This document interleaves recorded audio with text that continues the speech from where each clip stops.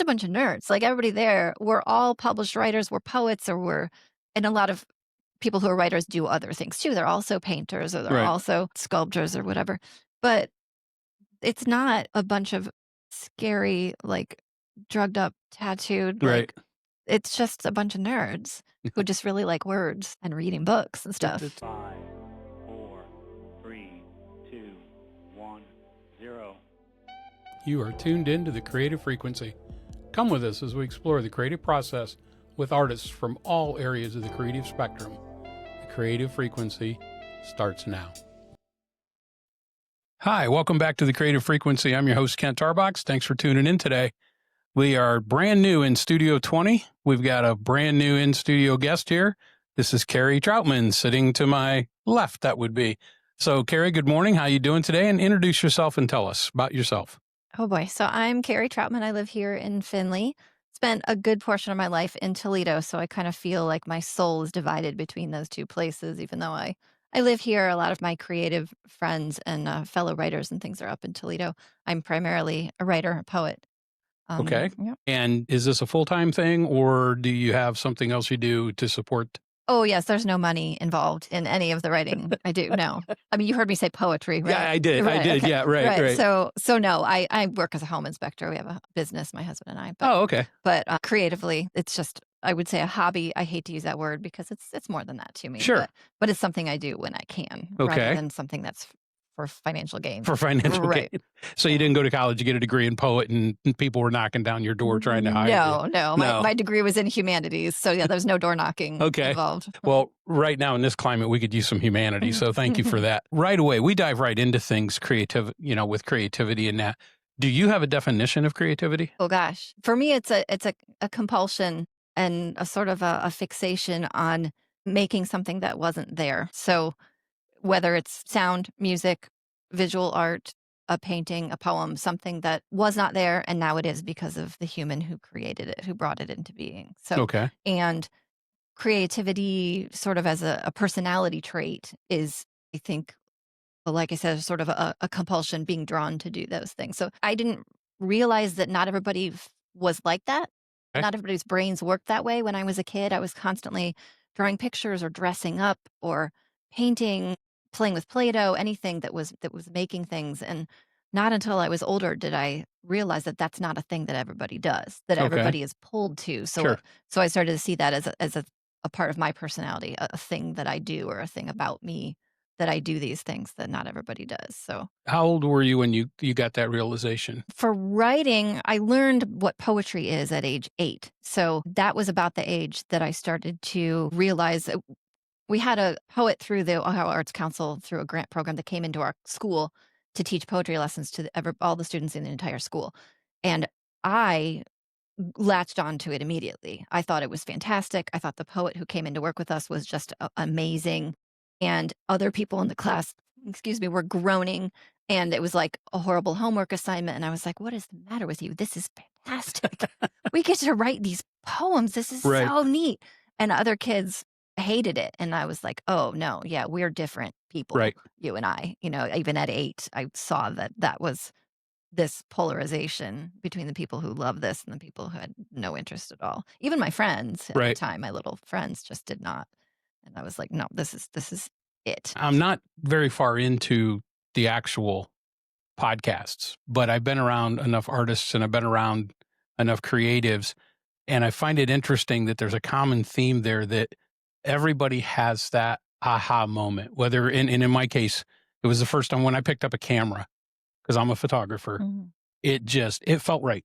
It was like, well, this is cool. And people say when they picked up a paintbrush or they saw a sculpture, or the first time they threw a clay pot. In your case, it was the first time you wrote, right? Mhm. You're sitting there, you're geeked, you're amped, you get to Mhm. go. So it comes from somewhere. Once you discover that, then we always tend to walk over into the realm of inspiration. So I'm just going to ask you, where do you get inspiration from? It varies throughout my life. I think because as a creative person, we have our antenna up, our whiskers are out there feeling for things. So the kinds of things that interest us might vary at different times. So sometimes it's nature. If I'm feeling in a fairly peaceful time in my life and just have a lot of time to be outside, then when I'm immersed in nature, that'll be it. So when I was a kid, that was a lot of it. When I Okay. was riding my bike and playing in the yard and just had a lot of time to just daydream, that was it. And towards the beginning, when I'm a teenager, it was relationships, crushes I had on boys Sure. or friendships with girls, fights, a lot of interpersonal kind of stuff like that would be where I would have this compulsion to write about those things that were coming at me. When I was having my children, then I Mhm. wrote a lot about being a mother and about the children themselves. During certain political climates, I try to Right. avoid, I'm not necessarily a political poet, but that's what comes at me. Right. During COVID, I'm writing about COVID, so it's kind of whatever is surrounding me and is pressing upon me at the time rather than one kind of specific thing that I'm always going back to. Okay. Do you have those writings from when you were a kid and when you were in high school? Do you ever revisit them? I And I have the poems and, I have creative journals where I was writing poems and short stories. Mhm. I do not have my, diary type journals. Okay. I purposely threw all those away. I had this flip, and it wasn't too long ago that I threw some of them I threw away when I moved from my parents' home into Okay. my marriage home, but then I had some other ones that I more recently threw away that I just thought, I don't whoever finds those in the future, I don't know that they're entitled to them. That's fair. To know my innermost thoughts when I'm Right. 13 years old. Maybe they would enjoy it, and maybe that's some selfishness on my part to keep those things from my kids or whoever might want them, but the poems and stories and stuff, those I always thought of as something that can be shared with the Right. world. So those I still have. I appreciate that because I think sometimes too, you said if somebody finds them, sometimes I think context is very important. And I spent 4 years in the Navy, and I have a lot of stories that I can't even talk about on YouTube or anything Mhm. for various reasons. But when I relay them, people go, "Oh yeah, that's cool," but they weren't there. Now, Mhm. if I get somebody else that was there or that shared experience, then it makes it a little more valuable, a little more contextual. Being a visual artist, I think, is a little different. And I appreciate the difference because when I make something, if it's out there, it's out there. If I put it out there. So you don't have any photos, like a drawer of photos that you've taken that you wouldn't show to anyone? Or, I mean, not that it's dirty pictures. No, I no, mean, no, no, no, no. it sounds like it'd be something untoward, but I mean, just anything that's family portraits or something that you. That's a great question. That's a really good question. Off the top of my head, no, I don't think so. No, and I'm going to tell you why is, believe it or not, as a photographer, I don't have a lot of my old photos like that because through time they've either disappeared or Mm, something. But I am of an age, and we're not going to get into age, but anybody here who is 45, 50 or above, my mother-in-law and that, they have the shoebox right. full of photos that comes out at Christmas or comes out at Easter or Thanksgiving, and it's memories.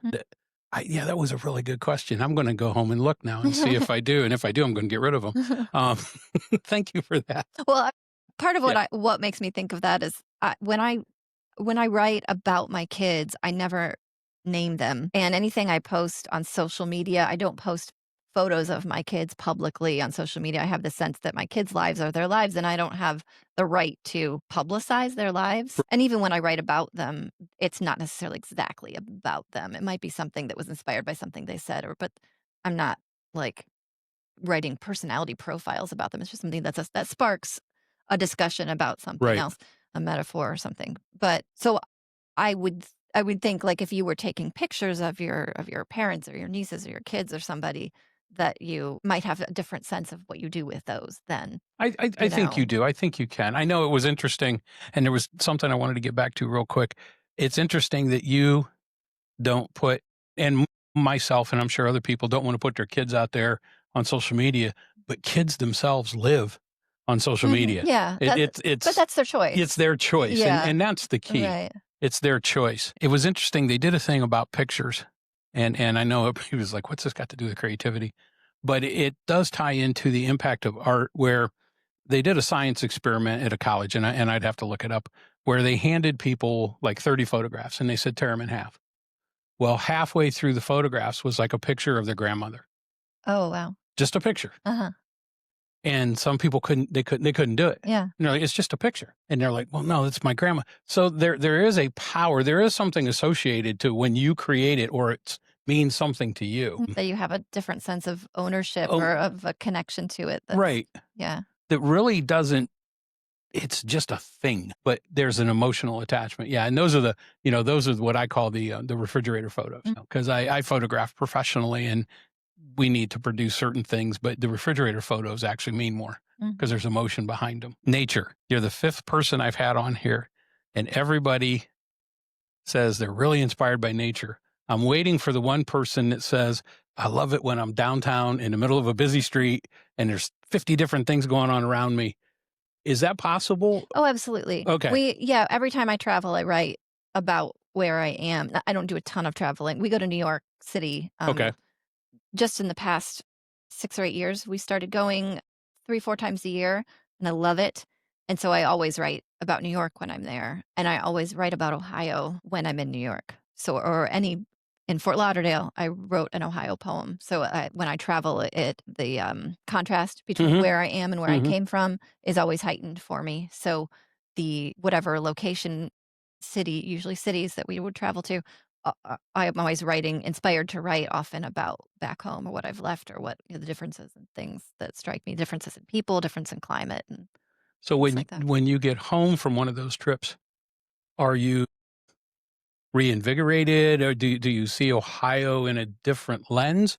Or is it just something you like to do is compare and contrast? My wife and I travel a lot too, and we notice things and we point out things, but I don't know if I come back engaged in a different manner. Yeah, I don't think so. I mean, what's here is the same as what I left. Maybe be different if I left for 3 months or Mhm. something like that, but for a long weekend or something, I don't think it's enough to for that prism to really spread that wide. But I definitely am inspired by being in that new environment and by that environment itself. I love cities. I love Hmm. big cities. I mean, I love a beach too, but Right. but f- my pr- if I could pick any vacation spot, it's always going to be New York City. Okay. I love that rather than like Cozumel or something. I nah, it's fine. But There's a vibe to cities, and we do that as well. We love to go to cities. Now, my wife will be the first one to tell you you couldn't pay her enough to live in a city with the traffic and everything, mm, but there's a vibe. There's a difference, and I appreciate that because I come home sometimes and think, okay, maybe I can find something here that's just as exciting or just as I made a comment one time to my wife. We were in out the Monterey Peninsula and we were driving down to the Monterey Bay Aquarium. And I says, we live in the most boring state in the world. We live in Northwest Ohio. I said, there's nothing there. And she said, we're driving 2.5 hours to go to Monterey Bay. Where could we go 2.5 hours from where we live?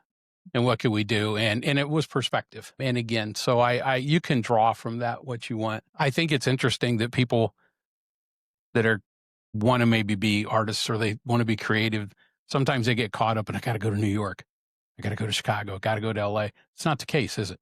not permanently. No, No. I mean it certainly doesn't hurt to try to broaden your perspective. I think I am Ohio. Consider myself I start out whenever I have to write a bio for a journal, when I have something published or something, the first line is, "Kerry Trautman is a lifelong Ohioan." That is a defining characteristic of my personality, and happily so. I have an absolute fondness for Ohio in all of its boringness. I'm a boring person.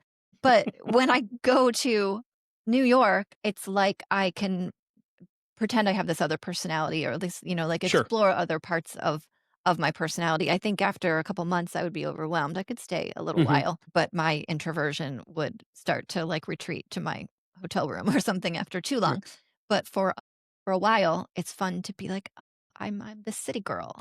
I'm walking on outside all day in the traffic. Yes, it's cold. If I was at home, I would stay in because it's cold, because I'm in New York, I'm outside even Right. though it's cold. These a different way to live. That's a fun little experiment. So I think it would be good for anyone to do that, to push themselves and live that way, see other places and live a different way. Whether it's a New York person moving to the mountains for a week and staying in a cabin, or the other way around, especially if you're a creative who's feeling blocked or something, that's definitely a way Hmm. to knock yourself out of your rut. Well, so that's a great segue. Let's just talk about that. Are there times you just don't have it? You Mm. just Oh, yeah, all the time. All the time. Most of the time. Most of the time. Most of the time, Okay. honestly. Now, when I was in college and I mean, I was busy in college. I worked full time waiting tables to pay my way through college to buy my car, and was in school full time. So I was busy, but busy for a college kid is way different than busy for a mother of five. So comparatively, I had a lot of time on my hands. And so I had like all the time in the world to just write, just read, and just write. So I was just creating constantly, writing constantly because I just could. I could wallow in that and I could Mhm. just take the time to be at peace in my brain and allow things to flow. As an adult, I can't do that. I don't have that kind of mental energy. By the end of the day when the kids are in bed, I'm done. So I'm busy working, my brain's pulled in a million different directions. I'm volunteering at school and all this stuff. So there's definitely times that I just can't even connect with something creative. And even when I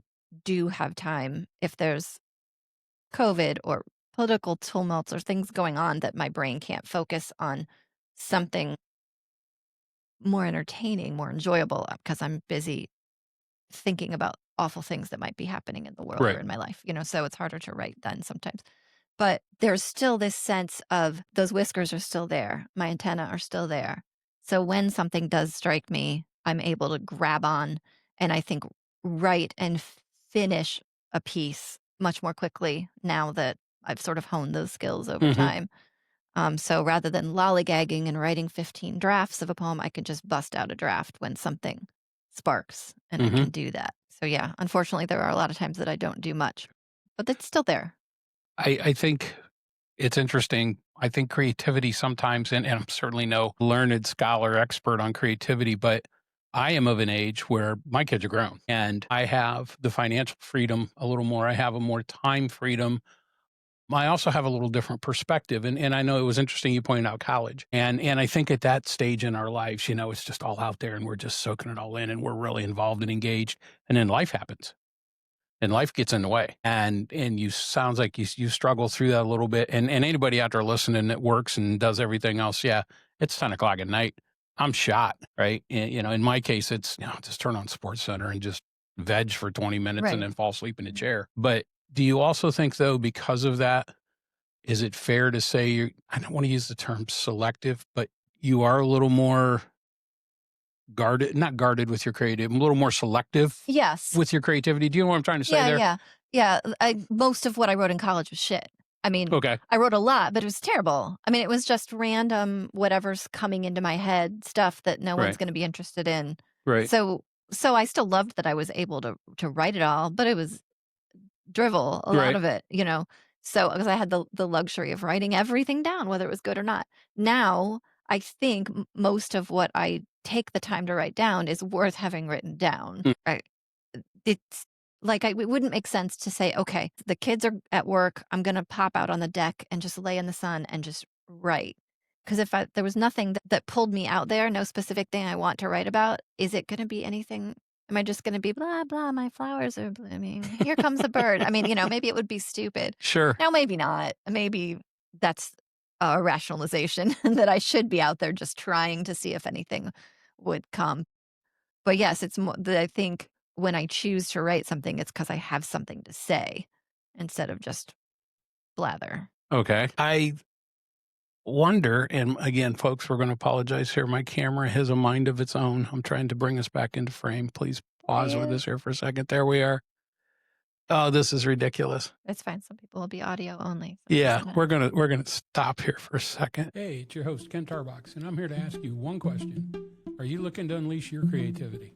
Looking for a place to show your work, meet other artists, and be part of the art community in Findlay? Why don't you think about joining the Findlay Art League? Whether you're a beginner, a seasoned artist, we welcome you all. So take a minute, visit FindlayArtLeague.org to learn more and get involved. Let's make art happen together. Hi, we're back. We got over our technical difficulty. If you were watching it on video, thanks for bearing with us. Carrie, you had just made a statement about everything you wrote in college you thought was drivel, was garbage. Well, not everything. Not A everything. lot of it. But a lot of it. But do you think, though, you have to go through that process too, though, that through all of that, I'm going to equate it to, I've played a lot of golf in my life. It's a practice range. You're only going to get better if you go out and hit golf balls. You know, you're only going to get better if you go to the batting cage or whatever. So it's not wasted. No, no. Okay. No, not at Okay. all. It helped no, it helped me learn the craft and learn what's bad and what's good. I mean, I can recognize that that was bad, most of it, now that it didn't take me long to realize it was bad. Absolutely not. It's just running starts. You need to build up that conditioning Right. to hone those muscles and, learn how to do it properly. Were you open to criticism in Oh, college? sure. Yeah. Yeah. There was a lot of writing workshop. For instance, a poetry workshop, there'd be 6 or 8 of you sitting around a table, and the instructor, you all write something for homework, and you pass out copies, and everybody critiques it. Right. So you have to build up that skin enough to not take it personally, to listen to what people are saying, suggestions about things that aren't working, what is working, and accept that. And maybe you make changes, maybe you don't, maybe you're stubborn, or maybe you just think what they're saying is incorrect and you knew what you were trying to do and they just don't get it. And there's some of that, but the instructor has to be good too, and helping guide those discussions to keep them beneficial and not nasty or Right. too picky or trying to just beat your style out of you and stuff. But the general consensus is, hey, you're young, you're here to learn, so this is part of the learning process. Right. So, and we agree to that. Sure. We know we're students and we're here to make ourselves better. So Were they right more than they were wrong? I don't know. I'd have to like pull out old Right. notebooks or something to see. There were that they were definitely right about a lot of things for sure, and I definitely would make changes based on you don't know your own quirks as well when that Sure. like an outside person can see. Sure. So even if it's something as simple as you always structure your statements in this same way, an I statement, I think blah blah blah. Maybe that's just your thing is too many Hmm. I's, or maybe it's a specific word. Somebody said you really write the word cantaloupe a lot. Like, why does cantaloupe appear in somebody? Right. I'm like, I don't know. It's just a word I like. Right. They're like, well, maybe pick a different fruit. Like, does it always have to be cantaloupe? No, we're switching to beer. Right. Okay. Yeah. So little things like that I won't notice, but other Sure. people might notice. And so by the time you have a book of poems, you don't need 6 cantaloupes in there. Right. So I think it's interesting you talk about because what that is I think we're talking about style. And even as a contract photojournalist, do a lot of sports photos, and I've had people tell me over the years, they're like, "Well, I look in the paper, I know that's you because I know your style." oh, wow. And I'm Yeah. like, "I have a style?" Yeah, because you would think sports journalism would be pretty straightforward. This is Yeah. the person who's doing the most action, so I want a photo of that person. Right. Or, Yeah. I can't know. set anything up. Yeah. I'm taking images of what's happening in front of me, but apparently I have a style. Well, that's good. I guess it is. I Yeah. don't know what it is, Yeah. but apparently people can recognize that. So, and you're right. I think sometimes we're blind to that. Yeah. Um, You just assume this is the way everybody does it, and that's how you do. It's because it's what came natural to you, Right. as far as how low you are to the ground, or angle wise, or something. Right. That must I be. see. So that being said, and writing is certainly not a realm I'm familiar with. Do you look at your writing? Do you look at other authors, other poets in that? Do you think, hey, I like that style? Do you try to change or what do you do there? Because I don't think as creatives we should compare. Yeah, yeah. I think that's a death knell. If you start comparing yourself to everybody else, okay, I don't know why. Make your stuff, put your stuff out there, own it. Do you do that though? Do you look at other poets in that read? There are certainly poems I read where maybe a certain line, or it's often like the end lines that like are like a punch in the gut, and I'm like, how did they do that?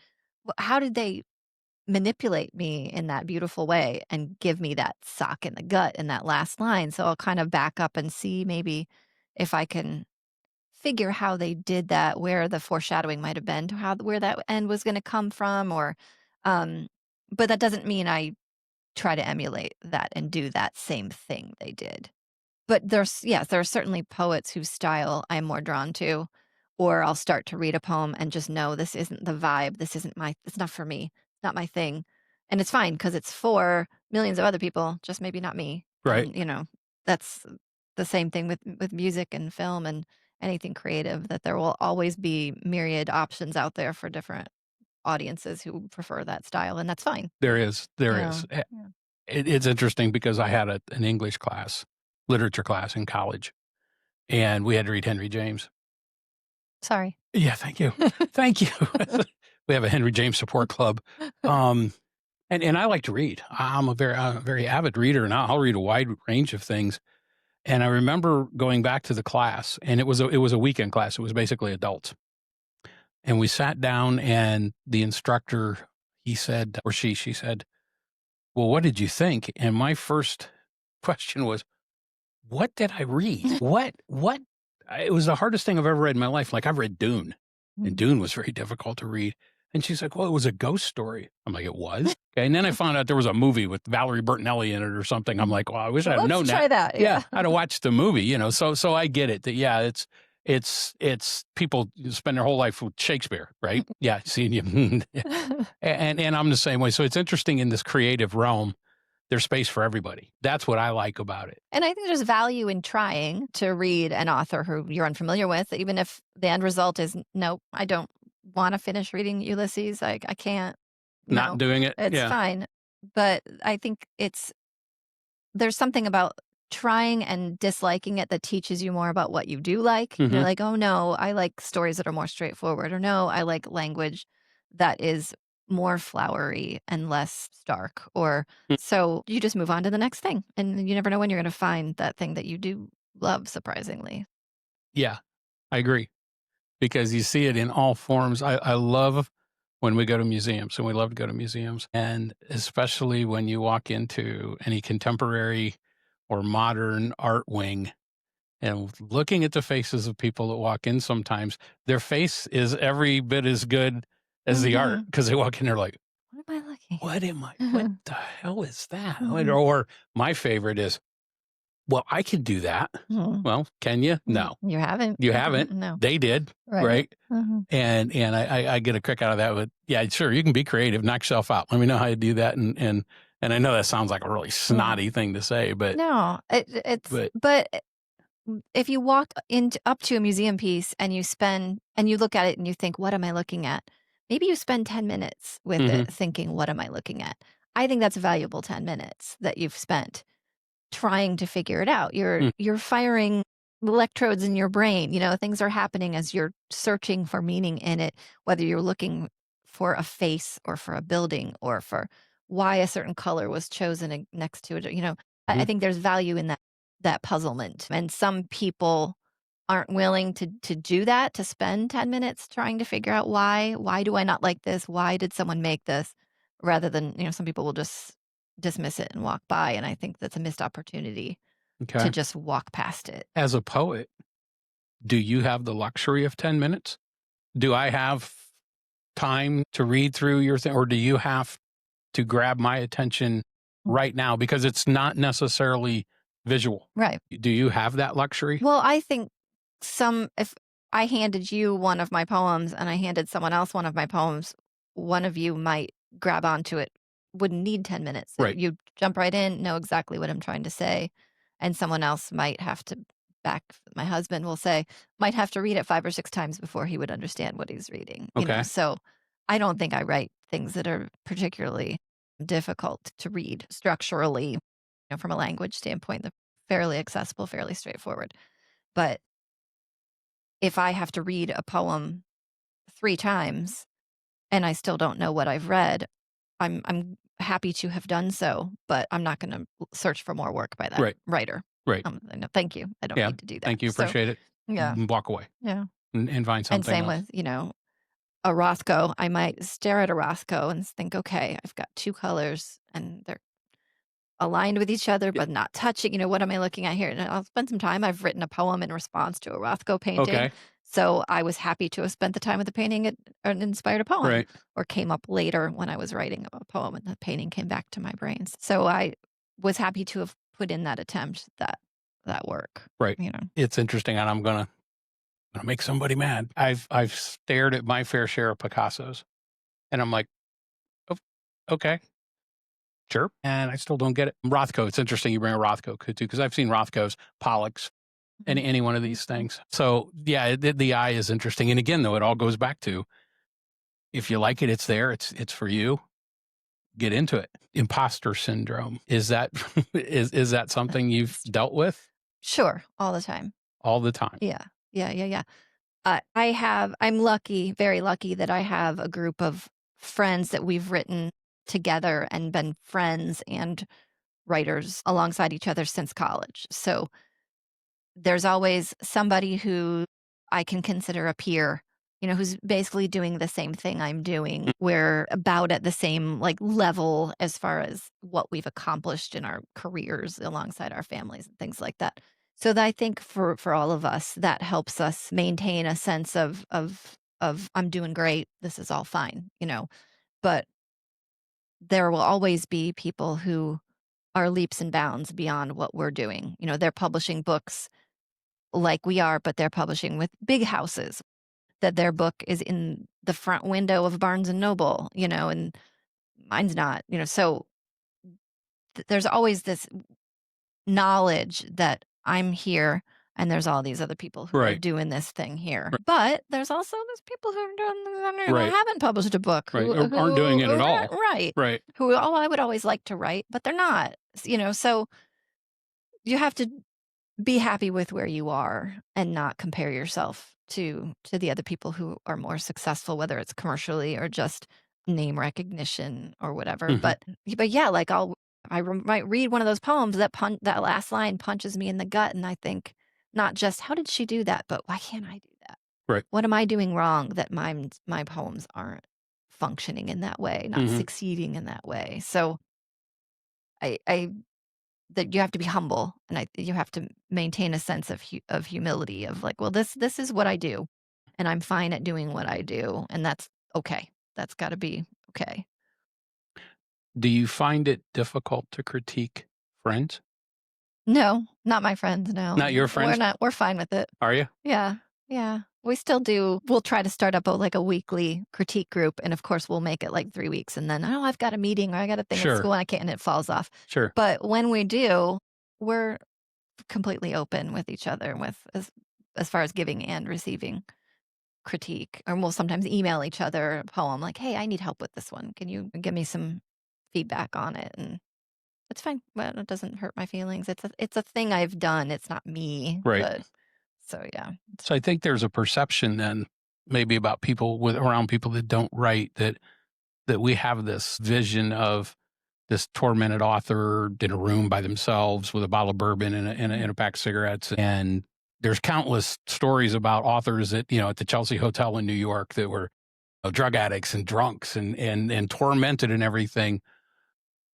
But what I'm hearing is maybe it's good to have a support group. It's good to have people around you. Right. I mean, how many of those people you're referring to ended up killing Yeah, themselves? yeah, or they something, launched themselves off the right, 12th floor of the of Chelsea, right? right. Right. And I can't do it, right? And Yeah. how many and you're right, and But and- also maybe they were assholes and they didn't have a group of people around them Well, because they were horrible to be around. this is You true. know, so it's that's just a whole different lifestyle Right. all around. Right. Musicians are the same way. Sure. Any kind of artist, that some have their demons that they're working through, Right. and addictions and childhood trauma or whatever that Right. they're working through. That the art is a connection to a possible salvation, maybe. Right. So it's different. So there are a lot of writers who are just normal people, and that I think non-creatives often find it surprising how like normal and unweird creative other Right. artists are. Right. You go down to the Finley Art League for an opening reception on during Art Mhm. Walk on a Friday. They're just normal people who live in your town. They're Yeah. not like I mean, okay, maybe someone has purple hair. My daughter does. Right. At least But this week. but we're not like slumped in the corner Right. with a bottle of bourbon. We're not all Kerouac or, Right. Burroughs or whatever. You don't have to be like that to be creative, or maybe you are, and that's just the way fine you are, too. right? But so I wouldn't want it to stop someone from like I would like to be a painter, but I'm not weird enough. I don't have anything to say. Right. I'm just regular. And why would anyone listen to me? I'm not interesting. I'm not interesting. And I still do it. Here we are. We're doing this. Hopefully people find us interesting, right? It's interesting. We watch, my wife and I make her watch a lot of art shows, and we've seen there's competitions and glass blowing competition and painters and sometimes, and I know it's TV and I know it's edited and I know they want this, but some of these artists, they start telling their backstory, right? And I looked at my wife the other day and I said, I don't think I had a screwed up childhood that was screwed up enough to be a great artist. Because when you Right. hear some of these people, right, and there's a word I can't use if I want to be on YouTube, but it's, it starts with an F. That, Hmm. and my childhood wasn't great, but it's like I don't think I'm messed up enough to be, according to them. And I think you're right. That's a thing, and I think that scares. I think it scares parents sometimes that their kid wants to be a photographer or a painter or a writer or something, and they have that vision. That they're going to get sucked into the seedy Yeah, underbelly of it. It's yeah, like, no, I'm just doing a show at the Fort Finley Playhouse. I'm not like some tortured actress that's right, sleeping with my co-star and doing coke in the right, bathroom. Like, right. we're just like IT people by day and Yeah, then doing a yeah, play at night. That's I so do. I've been told to my face, "You don't look like a photographer." Well, okay, what do we look like? What do photographers look like? What do writers look like? Mhm. Honest to God, doing some of my photography work, I've had the ability to be backstage, and I've seen models and things that prior to the makeup and that don't look like models either, Mhm. okay? Because it's a perception, Bone it's not a structure and reality, yeah. charisma and all these other things. So I think that's interesting that everybody out there listening, creatives, if you're not great, we're just normal people. Well, like I've gone twice so far to AWP, which is an annual writers conference. It's a large conference, 40, 50,000 people who attend this conference. And so you think, okay, here's no, granted, it's a professional conference. So who's gonna spend money and book a hotel room, and they're serious about their career. Sure. They're networking with people and stuff. But we're just a bunch of nerds. Like everybody there, we're all published writers, we're poets, and a lot of people who are writers do other things too. They're also painters or they're Right. also sculptors or whatever. But it's not a bunch of scary, like drugged up, tattooed, Right. like it's just a bunch of nerds who just really like words and reading books and stuff. It's Comic-Con for poets. You're right. My son's into Comic-Con and he's into that type of stuff, I found that out too, that don't be afraid to go find it out. It was interesting when I told someone I was going to interview a poet, and they said, "Oh, I thought you were just doing artists." And I said, "They are an artist." Hurts my heart. I know it does, and I didn't want to bring that up, and it's not, but I'm No, like, I get it. it's that perception again. Mhm. It's that and even in the art world, there are people who don't recognize photography as art. I'm sure there are people who don't recognize writing as art. Okay, again, Fine. that's fine. I'm out here to change that, people. Tune in, find out. We're normal people. We're everyday people. I love that. That's great. I like Well, that idea. I mean, that said, I certainly, over my years of writing and going to open mics and things, have met my share of characters, of wonderfully weird, deranged, fantastic people. And I love them with all of my heart, and I'm happy to have met them, love spending time with them. Even though they're nothing like me, we still get along perfectly fine. We Right. recognize in each other that we are completely different people, but have this commonality. And so we have a great time together Yes. and can write together and be on the same sort of level as each other aesthetically and intellectually. And that's fantastic. So there, if you get into some kind of, if you're in college or something, and you're getting into a creative field and that's what you want is to hang out with the outcasts and the more unique characters. They're there, Right. of course, if that's your thing. And we cohabitate, Yes. we're all out there together doing the same thing together and respecting each other. It's great. I think it's interesting in my life, and I'll tell everybody, I'm 64 years old, and I've really just embraced the creative side of myself to truly feel like I'm being creative in just maybe the last 7, 8 years. Never called myself an artist before. I felt like that was a title that, "Oh, I'm an artist." What does that mean? Mhm. Well, I guess I am. You are. I think if you think you are, and if that's what you do, then go do it. But it took me a while to be comfortable with the idea of being comfortable with myself being creative. Mm. It's interesting. You mentioned the art league, and we talk about this, and let's touch on this for a second. Being willing to put yourself out there for criticism Mhm. is not an easy thing. And even if you're in the local Finley Art League show, or you're just in a local show, Yeah, it's not nationwide or something, but you have opened yourself up to Yeah. critique. There's definitely a vulnerability in hanging Yes. your painting on that wall and knowing that everyone's gonna look at it, and maybe they're gonna look at it for 2 seconds and walk on by and Yeah. have no interest, and you have to be okay with that, you know? I've had some, and I won't continue to repeat the story Mm. every time, but I had an experience, one of my first shows, and standing next to my photo, listening to what other Oh. people said, and people aren't kind, Yeah. especially if they don't know that you're the Oh, yeah. creator. Or the same with you. You enter your work into a contest.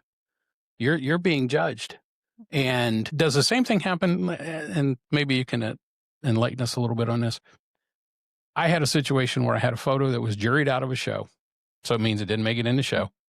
The very next show, it won Best of Show. Make sense of that. Does that happen in the writing world, that you'll enter a piece in something and it doesn't even make it, but the next show or the next, I don't know, is competition a fair word? Yeah, there are Okay. contests. Do you do this? I don't enter a ton of contests because of the fees. I'd be Okay. broke if I entered every contest.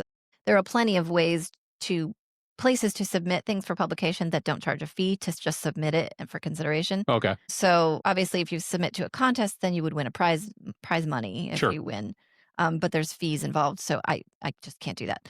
I have entered, for instance, the Ohio Arts Council has a grant program. It's called the Individual Artist Grant. That's fairly open. If you win it, it's like $50,000, and you don't have to do anything. It's just like, thank you for being an artist. Here's money. I Oh, mean, okay. it's like it's a sweet deal, Right. but it's incredibly competitive. And they have, you can. I do not recommend it. I don't recommend it. You can go listen to the judges make comments about your entry. So I did it twice. One time I mean, I've entered several times, but one time I drove down to Columbus, Right. and there's the panel of the jurists, jurors, whatever you call Yeah, them. I know. I call them judges. There's the Yeah, people the people that sitting up there with tell their you you're no papers. good. And so we were sitting in kind of, it's like a classroom lecture sort of situation. So all of us writers are in the audience, and we're waiting for our thing to come up, our piece.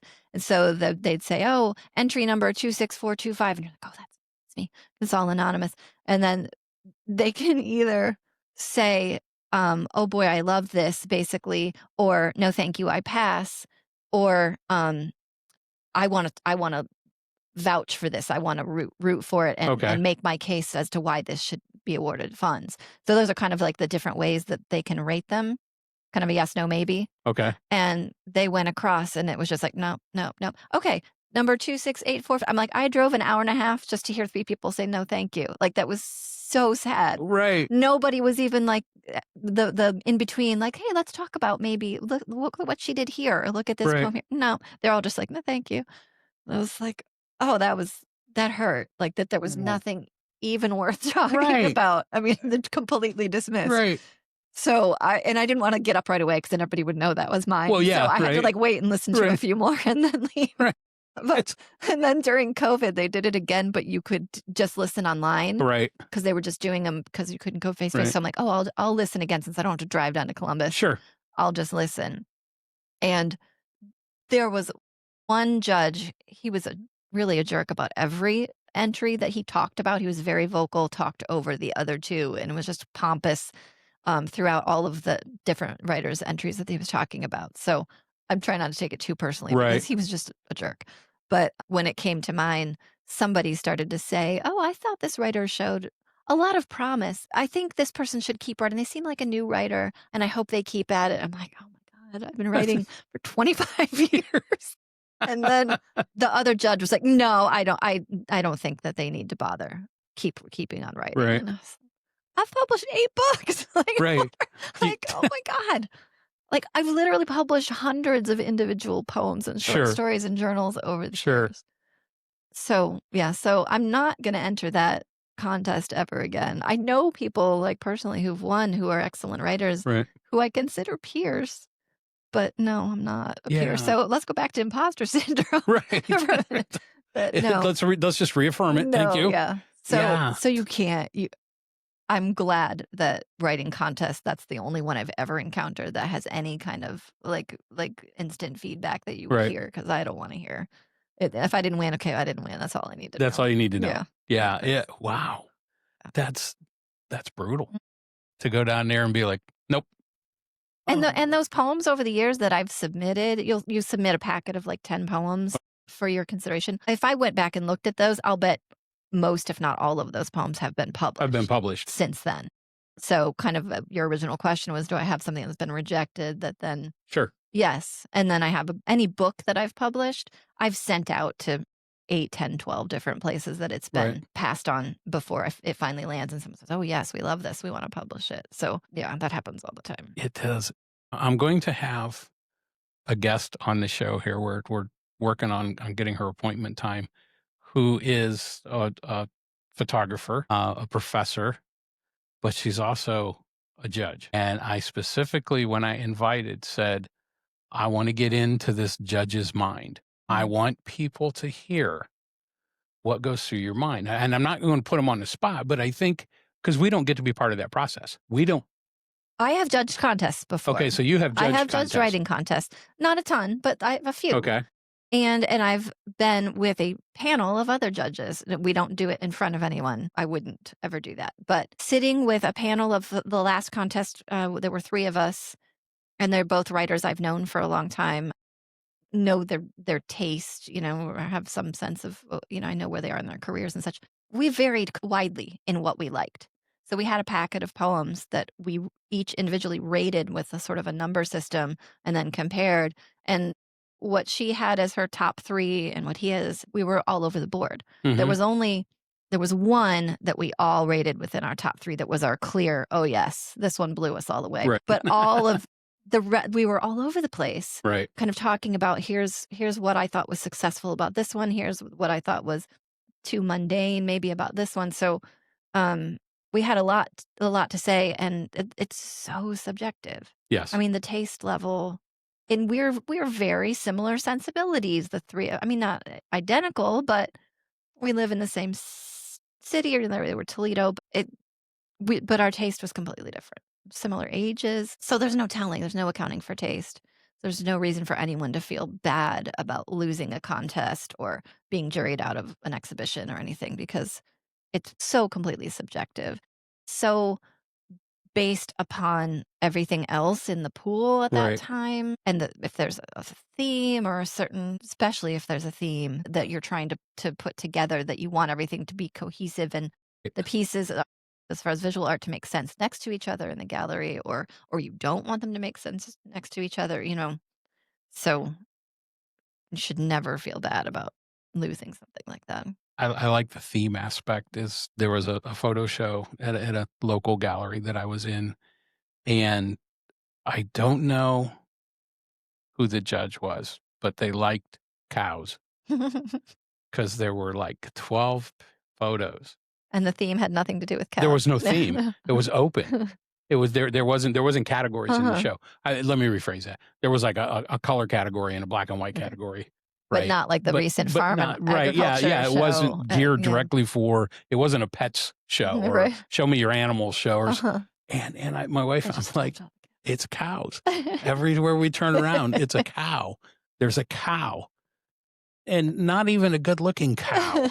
But so you wonder if That's sometimes weird. the bias and how you can get away from that bias. And what biases I might have if I've been judging, is there something that I don't realize that I'm always drawn to in a poem, that I'm always going to be a sucker for this type of line structure Right. or this type of imagery, or that's very, very possible. Absolutely assume Yeah. that's possible. Because I'm a sucker for black and white photography. If you look at 99% of my work, it's black and white. Mhm. So I would be a lousy judge because I'd be biased. I think I walk in and what's color. So I don't do it. But I don't feel qualified right now. I'll certainly offer advice. And I think that's important to people that are, maybe they don't feel confident. I'll be like, no, put it out there. If you do get feedback, take it. But don't take it personal. Put it out there, move on. So I think we've covered quite a lot of, we haven't gotten into like fears and insecurities and everything, which we're really not going to do that today. Would you tell somebody, somebody walks up to you and says, I want to be a poet. Let's close with this. I want to be a writer. What do I need to do? Read Read. everything. Read all kinds of different things. It's shocking to me how many young people over the years, now I'm one of the older poets that might give advice to younger poets that we always thought when we were young from the older poets around us. It's shocking to me how many poets will say, "Oh yeah, I've been getting into writing. I've been trying to, work through how to do it and figure out if my stuff's any good." And I'll say, "Well, who do you like? Which poets do you like to read?" I don't know. I'm like, "What do you mean you don't know? If you're not reading poetry, how do you know how to make poetry? How do you know what the finished product is supposed to sound like? How do you know what you want it to do? How do you know what is successful to you that you want to try to emulate?" There's nothing wrong with when you're young trying to emulate someone that that's doing something you like. So absolutely read because you don't you, it's like I can't think of a metaphor, which is terrible offhand, That's okay. but you just She's have a to. writer. It's That's okay. it. Writer's block, right? You absolutely have to read. Have to read. Have to You read. need to know what's happening in the contemporary world of poetry, what's out there right now. If you're going to be submitting poems out to journals, you need Hmm. to know what people are writing right now. Certainly, what's been written in that journal you're trying to submit to. What Sure. kinds of things do they like? But also just who are you out there with? But then, of course, also reading poets of the past who are beloved or hated and find out what they're doing and what you can do. So inspiration comes from everywhere, Mhm. the past, the present. And I don't know if you can look at the future, but you can certainly write Could try to be it. and try to be the future. I guess there is that. I like that. I think we kind of covered it. Is there anything I didn't ask you you want people to know or you want to say? Nah. Think you got it? Good. I appreciate this. So everybody, the camera work, we're going to take care of that. I've got a camera with a mind of its own and we're going to remove its mind when we're done here. I'd like to thank Carrie for coming in today. She's the first one in my studio today. Yeah. We're going to do more of these. Hopefully you enjoy them. Carrie, thank you. I appreciate it. Everybody out there, thanks for finding the creative frequency. Thanks for tuning in. You know what to do. It's that whole like, subscribe, follow thing. I'm not a big button guy. You're not going to see me pointing at things all over the screen. We've all done this before. Thank you all. Thank you for tuning into the Creative Frequency. You know what to do. Like, follow, and subscribe. Then join us again for the next episode of the Creative Frequency.